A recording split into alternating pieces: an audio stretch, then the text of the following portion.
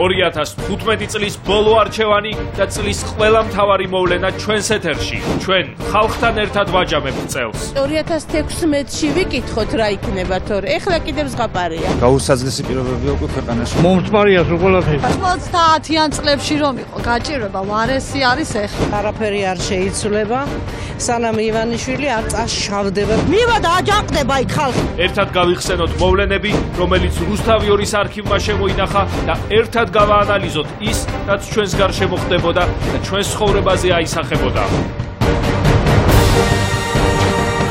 13 ივნისის ტრაგედია. ხალხი დაიხოცა, მოიყვანა ნარვანია ხურები და კალი არის ორი ბავშვი ჩარჩენილი. ვერ ამოხარ გრანტე მოდით რა. ხელისუფლების ბრძოლა რუსთავი 2-ის წინააღმდეგ. ზუსტად უნდა ხელში შეებდო ბიძინა ივანიშვილს უნდა.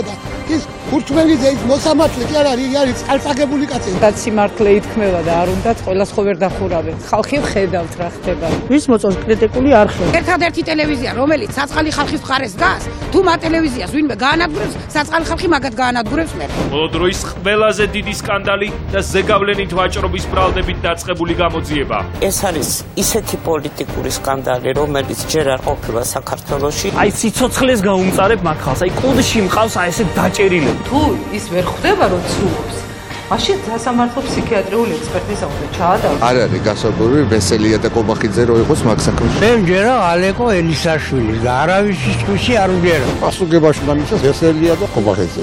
უფრო გაღარიბებული ხალხი, შვილიშვილს კანფეთი ვერ უყიდე და ვერ მიუტანე. გაუფასურებული ლარი დოლარის კურსი ისე აიწია რაკეტები ვეღარ ეწევიან. და ხელისუფლების მიერ გამოწერილი კოლოსალური პრემიები. ხალხი არავინ არ აფიქრობს, ვარდო თავის ჯიბეებზე ფიქრობენ. ევროპის მიერ საქართველოსთვის გაღებული კარი და ვიზა ლიბერალიზაცია. გამარჯობა საქართველოსი.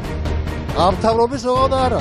გვაქვს იმის უფლება, რომ ნახოთ ევროპა. მათგან უნდა ვისწავლოთ ბევრი რამ. პერსპექტივა გვექნება ჩვენ მოსწავლეებს. წლის მოვლენები, წლის მთავარი მოქმედი გმირები, პოლიტიკური ლიდერები და ხალხი. ყველა ერთად დღეს აქ რუსთავი 2-ზე არჩევანში. ივანიშვილმა მოგვაბალახა ყველა. მოგვატყუა.